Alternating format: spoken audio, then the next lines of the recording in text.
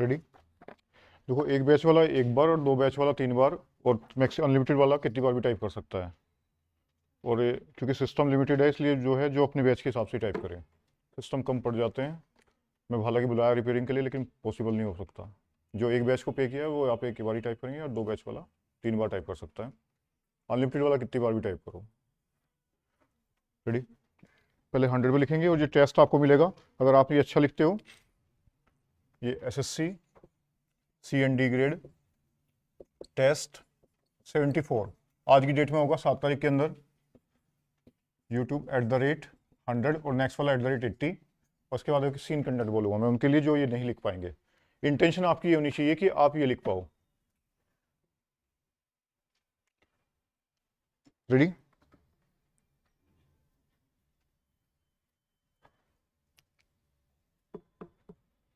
Started. Mr. Vice Chairman, first of all, I must place on record my grateful thanks to the University Grants Commission for the work that they have done for the advancement of higher education. They have done good work and in full cooperation with the Education Ministry. This, I think, must encourage state governments to establish university grants commissions or committees in their respective states. What the country needs most is the coordinated efforts of the autonomous university grants commissions working in harmony with the state governments and university authorities. Coordinated efforts are needed to bring about certain uniformity in the standards of university education. Without that, our educational advancement is bound to suffer from various tensions and difficulties. I do agree with my friends that the annual report under discussion is rather a dull report. At least it is not as bright as the two previous reports were. In the previous two reports, the University Grants Commission invited the attention of the nation to certain academic problems, to certain educational needs. Unfortunately, in this report, the University Grants Commission confines its remarks mostly to what has been achieved in the field of university education under the guidance and with the assistance of the University Grants Commission. However, sir, it is not possible for me to agree with Mr. Santnam that the University Grants Commission should not extend help to universities for the preservation of manuscripts. Manuscripts are of great importance so far as university libraries are concerned. It is the duty of universities to preserve those manuscripts, and it is the duty of the University Grants Commission to extend to universities the necessary financial assistance for maintaining and preserving the manuscripts in good order. Also, it is not possible for me, sir, to agree with my friend that today universities are enjoying too much of autonomy. I agree with the University Grants Commission, which 2 years ago remarked that freedom is vital for education and democracy, and I personally feel, sir, that on one plea or the other, university autonomy and academic freedom are being restricted rather than being extended as they must be. I do not think, sir, that a social purpose or a social value can be imparted in the teaching by a teacher through the imposition of restrictions on his freedom of thinking. I feel that teachers need academic freedom for discharging their duties in an efficient way. If we take into consideration the affiliated colleges, we will notice that the teachers are subjected to such humiliating conditions that it is not possible for them to discharge their duties to their students, to impart to their students any sense of responsibility or any moral values in their lives. I therefore, sir, feel that it is necessary to be more careful about the preservation of academic freedom to teachers. Sir, we are grateful to the Education Ministry and to the University Grants Commission for upgrading the salaries of teachers in the central universities.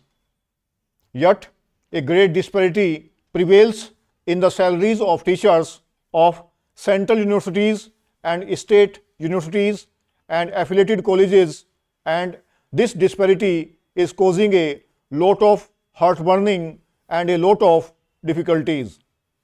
As one connected with education, I may say that there is not such a marked difference in the quality of teachers serving in the central universities and in the state universities and in affiliated colleges as to justify the general disparity in the salaries of teachers of these institutions. I feel, sir, that we must keep in our mind the remarks of the University Grants Commission made in their earlier annual report with regard to teachers' salaries. We are not only to provide adequate salaries to teachers of affiliated colleges, but also to teachers of secondary schools. We must remember, sir, that a great majority of students study in affiliated colleges and the quality of education is largely determined by the quality of work that is done in affiliated colleges. For improvement in the quality of teaching, improvement in living conditions is also very necessary. The University Grants Commission has invited our attention in its report to the appalling conditions in which teachers have to live. But unfortunately, the University Grants Commission has to admit that it does not seem likely that we shall be able to make anything more than the marginal contribution towards this practical need. I feel that the University Grants Commission should pay more attention to the solution of this problem than has as far been paid by it and the Education Ministry, and that the government should not gurge funds to the University Grants Commission for making adequate arrangements for improving living conditions of teachers who are expected to train the citizens of the country. Sir, in the University Grants Commission report, it is maintained that Rupees 12,000 should be granted to every affiliated college for the welfare of the teaching staff, and that efforts should be made to provide them with quarters, and that too in the vicinity of the college where they teach. Mr. Vice Chairman, I would now like to make a few observations on the Ministry of Education. Education is basic to any national regeneration. It is true that it does not bring any return as our other projects do, as for instance the steel projects or the irrigation projects do. But this is the investment that is designed to help building up of the human material. It is agreed that education has expanded after independence and during the plan periods. But it is a matter for concern that the content of education has not been equal to our expectations. Even today, we are engaged in experimenting with all types of education from the basic stage up to the university level. It is not clear, I presume, that the basic pattern of education of which so much was said and written is accepted as a success even today. Where do we stand with regard to the basic pattern? It seems to be the position that all arguments are in favor of that type of education, but all proof is against the success of such a type of education. Where does the government stand with regard to this type of education? We swore by the basic type of education because it was discovered by the father of the nation. 100 की speed है, fluctuation 10 word upside में है और ये 1000 plus word है और आपको set number ये 74 के नाम से मिल जाएगा आज की डेट में. बाई चांस 73 अगर इसका नाम हो गया तो देख लेंगे एक बार. डेट आज की है 7 तारीख. 80 पे लिखेंगे.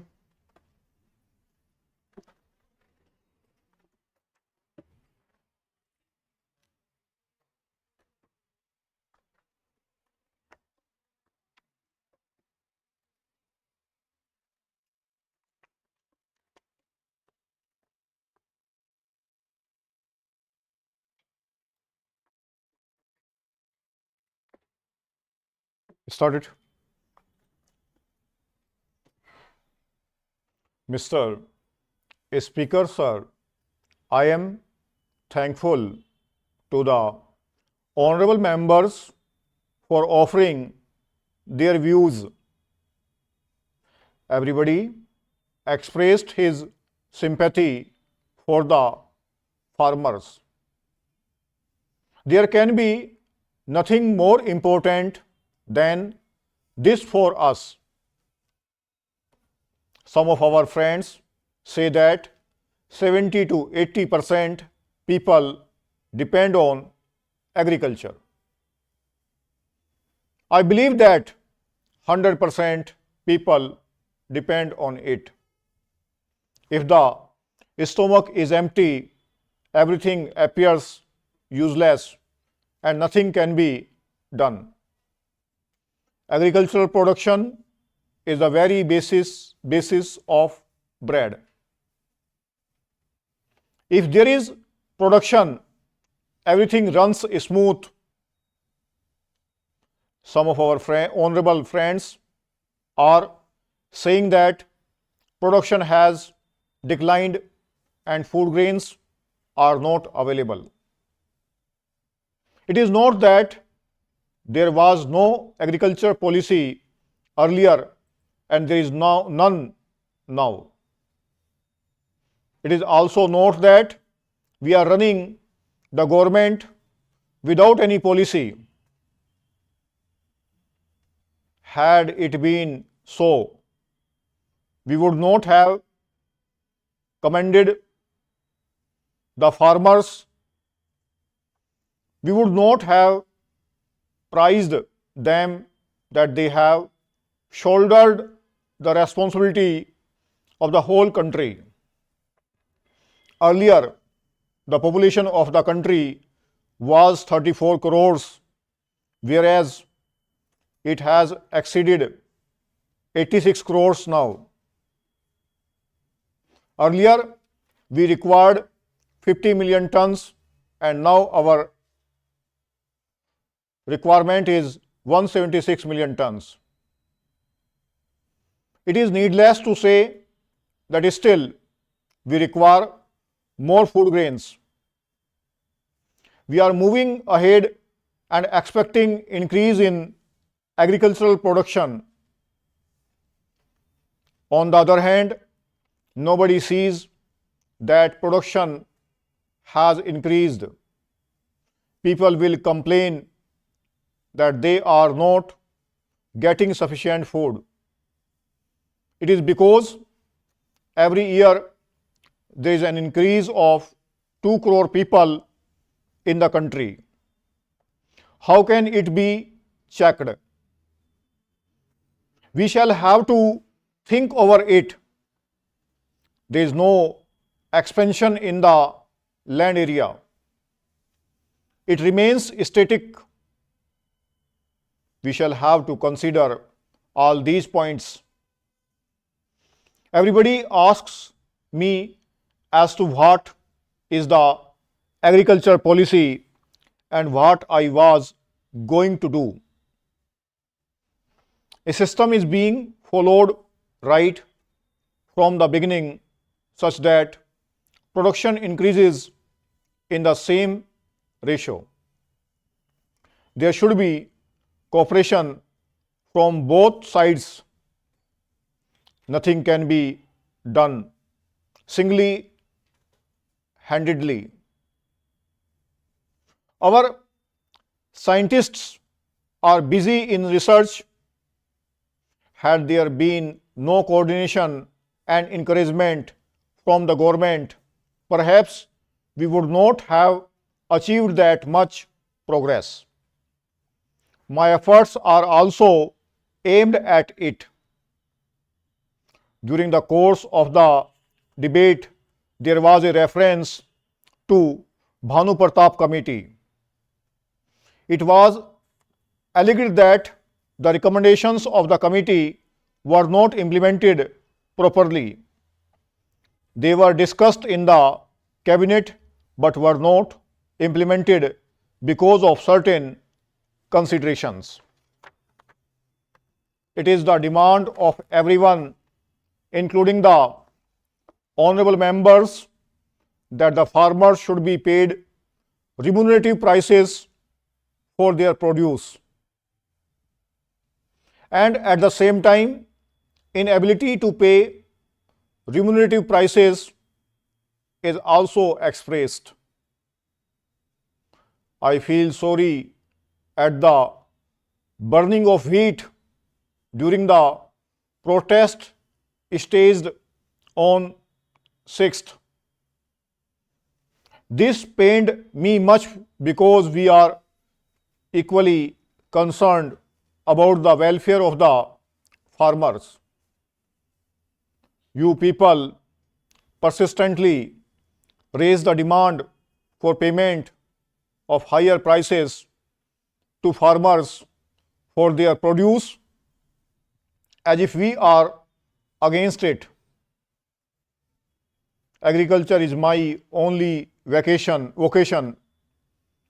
which I did myself and did not pursue another profession.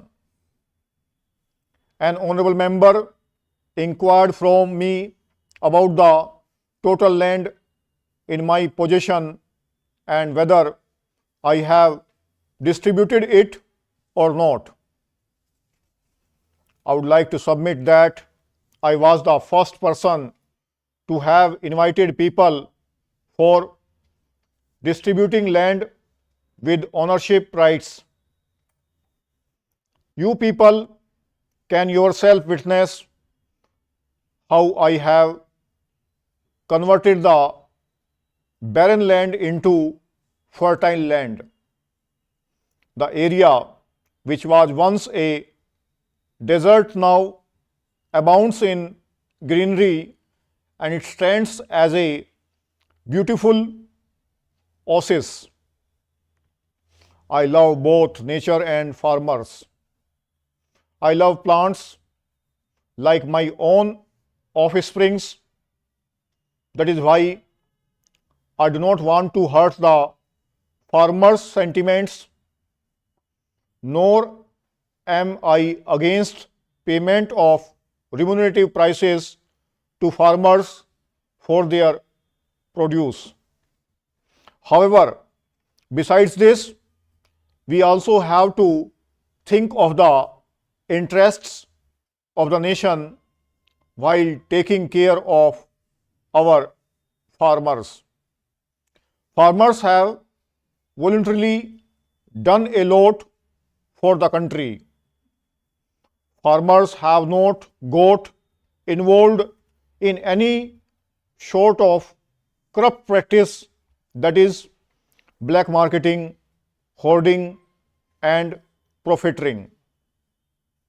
But if the demand is made for excessive increase in prices of agricultural products, it is not correct. Decision to import wheat is also opposed. It is another matter whether the imported wheat has arrived or not. the Ministry of Food has stated that the wheat has not yet arrived. Can the purchasing of medicine for a patient suddenly fallen ill be postponed for the next day if the medicine costing rupees 5 is available at rupees 15 in the night?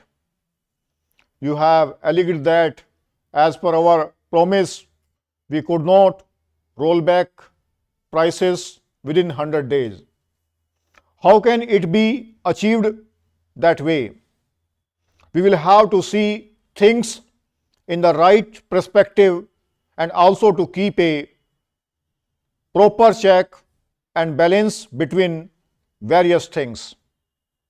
If the farmers' interests are to be watched, then we will have to watch the interest of the common man too. We will have to consider the condition of the farmers and the poor both. Therefore, I announce the payment of bonus of rupees 25 per quintal on wheat over and above the procurement price. इतनी की speed है। एक scene content लिखेंगे, अगर आपने अच्छा लिखा तो जाके टाइप कर सकते हो आपको।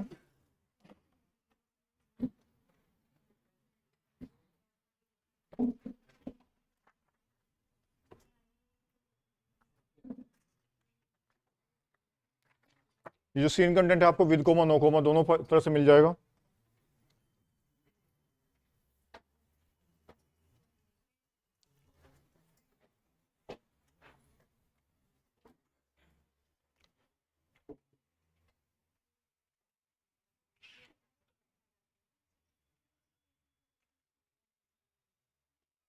अब लास्ट वाली लाइट जला लो, लाइट ऑन कर लो वहां से, आपके पास ही है।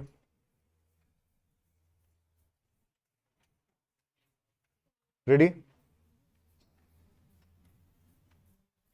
Started. Sir, I would like to make a few observations so that the Honorable Minister will make a note about the way in which these institutions are being run. It is a good thing that these institutions have been started, but at the same time, we are suffering from lack of coordination in regard to our technical education. We have certain institutes like the Polytechnic, etc., under the Scientific Research and Cultural Affairs Ministry, and they are run through the state governments. Then there are the engineering colleges under the universities, and thirdly, sir, trade technical education is imparted by the Central Labour Ministry at the state level. In addition to that, the states have certain arrangements of their own for technical education. I feel that there is no effort at coordination, and that leads to a good deal of confusion. Perhaps if there is effort, there are certain difficulties. I hope the Honorable Minister will tell us about that. I would also like to suggest that even in these 4 institutions, as for some time, the medium of instruction would be English. For emotional integration, an attempt should be made to take a few students from the neighboring region or other regions on a reciprocal basis. Otherwise, these institutes will themselves be developing, as was hinted by the previous speaker, some regional consciousness. There is great difficulty, sir, with regard to technical personnel for teaching, and I am not aware in what way these institutes will be staffed. Perhaps some foreigners will be brought in, but at the same time, with the arrangements existing at present for taking technical help from different countries, Russia, UK, USA, and Germany. I do not know whether there will be special courses provided in these institutes for the teaching staff from those different countries. What arrangements there are, one does not know. If the present arrangement for teaching, I should have liked to mention the fifth arrangement for teaching at present provided through the various industrial concerns like Bhilai, Rourkela, etc. All these big concerns have their big technical schools, and they take their students for postgraduate work as also for research work. What will therefore happen with regard to the standard is a question. Sir, we are not at all sure in our country about the correct use of terms. I would, for instance, mention here the word polytechnic. They have one school, and even if there is arrangement for starting another subject, no effort is made, and no sooner they feel they should give guarantee of some sort of technical education without proper inquiries with regard to the possibilities for employment and the various mineral resources, etc., and the basic education that should enable the students to enter the polytechnics to have the training where it is available. These polytechnics are started. Similarly, there is some confusion about the use of the word university. We have the Roorkee University for one subject, namely engineering. So, it seems there is going to be one university for one faculty. We have one music university also in Madhya Pradesh. We are going to start, I am told, perhaps a university only for agriculture. So, if these institutes are there, which term seems to be really the appropriate word in place of these one faculty universities. I think the Honorable Minister should take the initiative in determining what should be the exact connotation of these terms.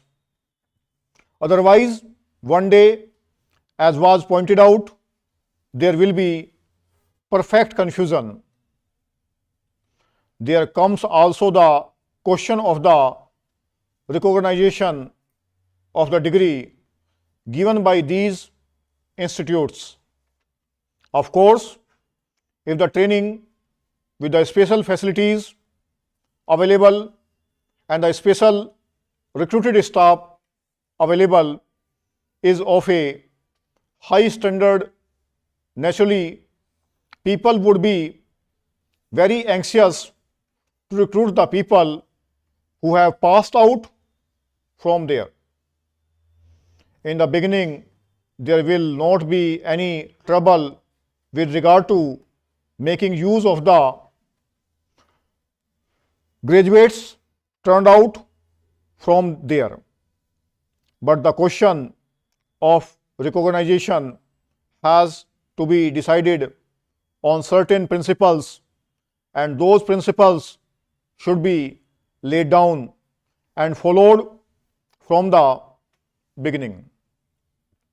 Now, I would like also to mention the question about scholarships.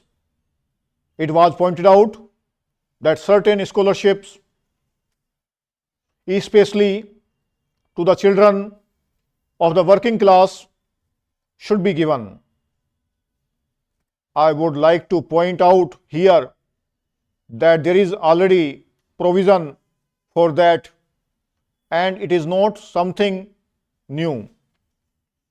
What I would like to stress is that scholarships should be in larger numbers. The scholarships do not seem to be adequate for the rising standard of living and the cost of living. The scholarships that are given do not meet half the need. There is yet another matter which the Honorable Minister is the proper person to inquire about, and that is the merit scholarships that are available in different states to students for technical subjects or to other students who pass with very high marks are not given by the states if they read outside the state. ये with coma और no coma दोनों file available है. ये केसी source है, 19 number है, 19 number है.